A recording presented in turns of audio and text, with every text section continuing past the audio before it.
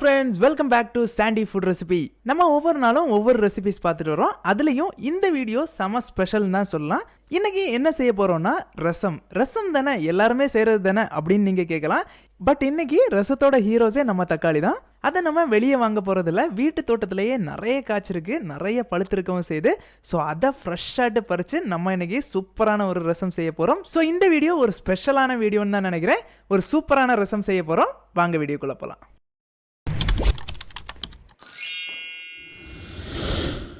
ரசம் செய்யறதுக்கு முன்னாடி நம்ம தக்காளி எல்லாம் பறிச்சுட்டு வந்துடலாம். பாருங்க எவ்வளோ காய்ச்சிருக்குன்னு பாருங்க, பார்க்கவே அவ்வளோ அட்ராக்டிவா இருக்குது.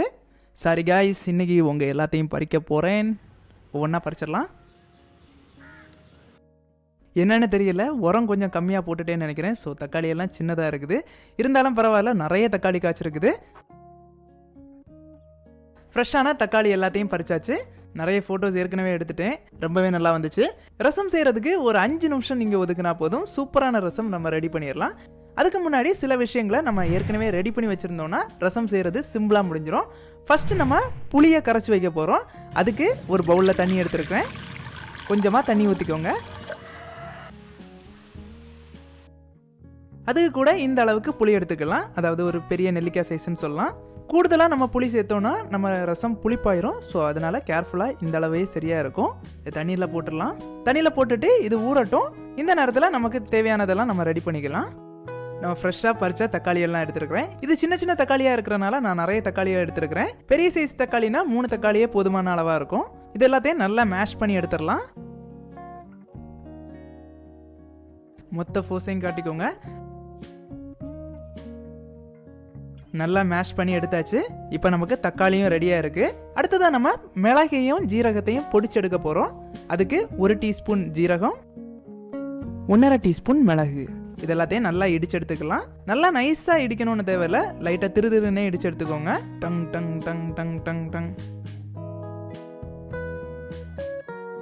திருதிருன்னு இடிச்சு எடுத்துட்டேன். அடுத்ததாக 5 பல் பூண்டு எடுத்துருக்கிறேன். இதையும் நம்ம சதைச்சு வச்சிடலாம்.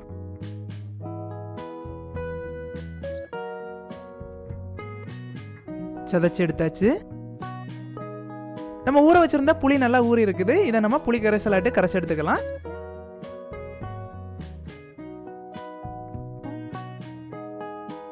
இப்போ ஒரு சைடில் புளி கரைசல் இருக்குது, இன்னொரு சைடில் தக்காளி இருக்குது.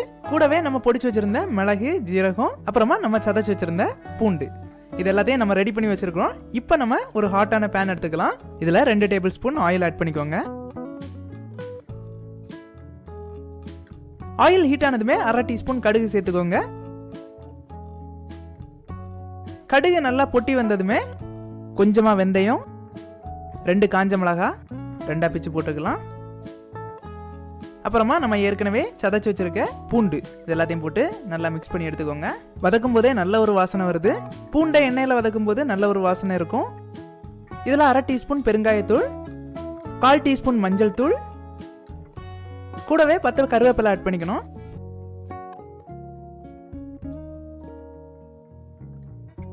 ஒரு தடவை நல்லா மிக்ஸ் பண்ணி விட்டுட்டு நம்ம ஏற்கனவே நல்லா மசிச்சு வச்சிருக்க ஃப்ரெஷ்ஷான தக்காளி எல்லாம் ஆட் பண்ணிடலாம்.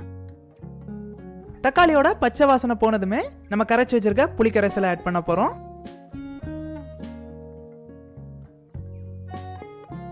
கூடவே நம்ம பொடிச்சு வச்சிருக்க மிளகும் ஜீரகம் ஆட் பண்ணியிருக்கிறேன். மிளகு ரசத்துக்கு நல்ல ஒரு டேஸ்ட்டை கொடுக்கும். இதோட நம்ம 2.5 கப் தண்ணி ஆட் பண்ண போறோம்.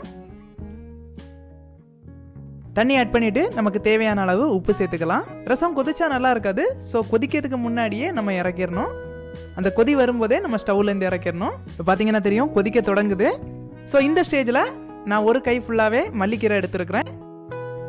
இதை சின்ன சின்னதாக கட் பண்ணி சேர்த்துட்டு ஸ்டவ் ஆஃப் பண்ணிக்கோங்க.